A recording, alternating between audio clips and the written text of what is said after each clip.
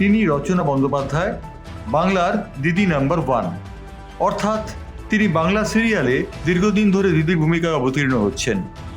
রচনা বন্দ্যোপাধ্যায় হুগলি লোকসভা কেন্দ্রের বিজেপি প্রার্থী লকেট চট্টোপাধ্যায়ের প্রতিদ্বন্দ্বী, কিন্তু তিনি দিদির ভূমিকা থেকে একটুকুও সরলেন না।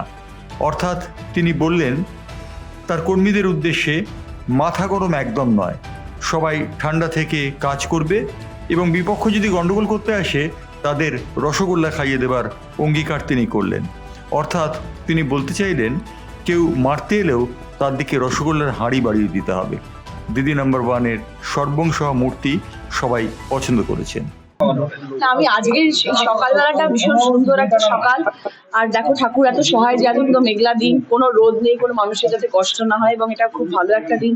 আজকে সকালে হুঙ্কার দেওয়ার দিন নয়, আজকে সকালে সবার ভালো থাকার দিন, শুভেচ্ছা বার্তা পাঠানোর দিন।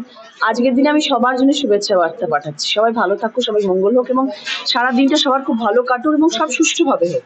কোনো হুঙ্কার দেওয়ার নেই এবং কোনো জায়গায় কোনো খারাপ কাজ আশা করি হবে না। দিদি প্রত্যেকটা জায়গা থেকে ঘুরবেন না, এখন অব্দি সব শান্তিতে আছে, সবকিছু ভালো আছে। আরো বলা হয়েছে যে আইপ্যাক টাকার থলি নিয়ে ঢুকেছে, আমরাও দেখে নেবো, এরকম সকাল সকাল আইপ্যাক থেকে দোষারোপ করে বলা হয়েছে। না, আমার কাছে তো 1 নয়া পয়সাও দেখতে পাচ্ছি না আইপ্যাকের কাছে আছে বলে। কোনো টাকা পয়সার কোনো চিহ্ন মাত্র কোথাও দেখতে পাচ্ছি না। যা করছি সব খেটে করছি, 1.5 মাস ধরে এখানে থেকে করেছি, প্রচার করেছি, এত পরিশ্রম করে খেটে।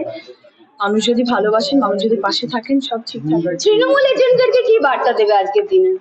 তৃণমূলের যারা এজেন্টরা ও আচ্ছা, মানে হ্যাঁ সবার জন্য, মানে আমি সবাইকে বলেছি, রাত্রিবেলা অনেকের সাথে ফোনে কথা হয়েছে এবং সবাইকে শুভেচ্ছা বার্তা পাঠিয়েছি এবং সবাইকে বলছি শান্তভাবে থাকবে, মাথা গরম কোনো জিনিসে করবে না, এবং ভালোভাবে সবাই, যখনই তোমার কাছে কেউ আসবে, কেউ উঁচু স্বরে কথা বললে, তখন তাকে রসগোল্লা খাইয়ে দেবে। দিদি এতদিনের প্রচার আজকে একদম ফলাফলে একদম মানে যে এটা কোন রসগোল্লা?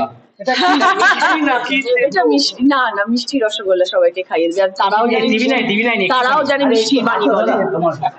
দিদি এতদিনের প্রচার আজকে ভোট গ্রহণ, মানে একদম ভোটের দিন, কোন স্পেশাল কিছু বার্তা?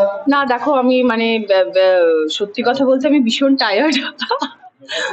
আমার বিগত বহুদিন ধরে কোনো রাতে ঘুম নেই, মানে ভীষণ কম সময় ঘুমাই, কারণ আমাকে আবার শুটিংও করতে হয় 3 নম্বরে। তো সব মিলিয়ে আমি অত্যন্ত পরিশ্রম হয়ে আমি ভীষণ টায়ার্ড হয়ে গেছি। ওই জন্য আমার নতুন করে কিছু বলার নেই। এবং তোমাদের সব থেকে বড় কথা, আমার হুগলি জেলার মানুষ তথা আমার সব প্রেসের ভাই বন্ধুরা যারা আমার সাথে এই 1.5 মাস ছিলেন, তাদের সবাইকে করজোড়ে প্রণাম এবং অসংখ্য ধন্যবাদ। কারণ এই গরমের মধ্যে তারা কন্টিনিউয়াসলি আমার সাথে ছিল এবং প্রচারে আমার সাথে সহায়তা করেছেন। আপনাদের সবাইকে ধন্যবাদ। আজকের দিনেও এই সকালবেলা থেকে আপনারা নিচে দাঁড়িয়ে আছেন।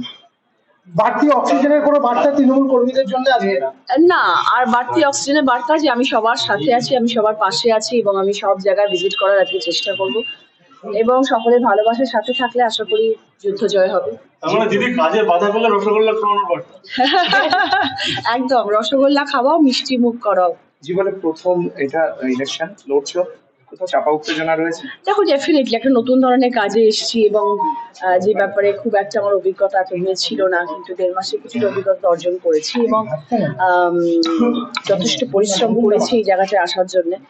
দেখো, তারপরে তো কিছুটা ঠাকুর নিশ্চয়ই ঠিক করে রেখেছেন যে রচনার জন্য কোনটা শ্রেয়। আজকে সকালবেলায় উঠেই কোনো ঠাকুরের কাছে প্রার্থনা? ঠাকুরের প্রার্থনা রোজই করি। আজকে এইটাই প্রার্থনা করেছি, সব যেন সুষ্ঠুভাবে শান্তিভাবে হয়।